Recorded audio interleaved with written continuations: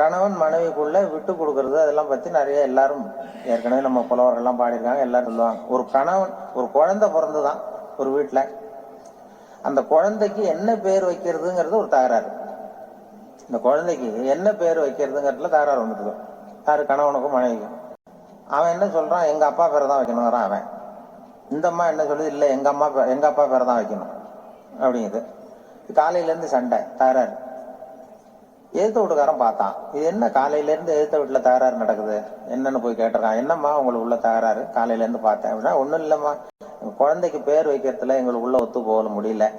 நான் எங்க அப்பா பேரை வைக்கணுங்கிறேன், அந்த அம்மா அவங்க அப்பா பேரை வைக்கணுங்குது. அதுதான் எங்களால குடும்பத்துல ஒரு நிம்மதி இல்லாம இருக்கிறோம், தகராறு பண்ணிட்டு இருக்கோம் அப்படின்னு. நானா அப்ப எதிர்த்த வீட்டுக்காரன் சொல்லியிருக்கான், எதிர்த்த வீட்டுக்காரன்னு நான் எதுக்கு இருக்கிறேன், நான் பஞ்சாயத்து பண்ணி வைக்கிறேன். உங்களுக்குள்ள என்ன இது பேர் தானே வைக்கணும், ஏப்பா உங்க அப்பா பேர் என்ன அப்படின்னு அவனை கேட்டிருக்கான்.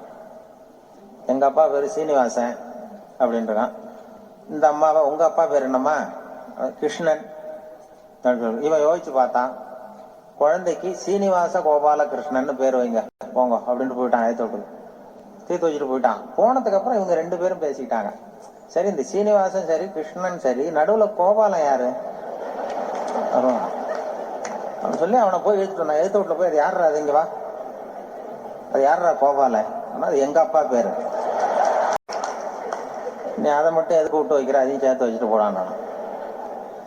அதாவது குடும்பத்துல ஒரு கணவனும் மனைவியும் ஒரு சின்ன விஷயத்துல கூட ஒத்து போகலன்னா இப்படிதான் ஏத்து வீட்டுக்காரன் பஞ்சாயத்துக்கு வருவான். கோபாலன்னு குறுக்க வருவான் அவன். அப்படி அந்த அனுசரிப்புங்கிறது குடும்பத்துல ரொம்ப அவசியம்.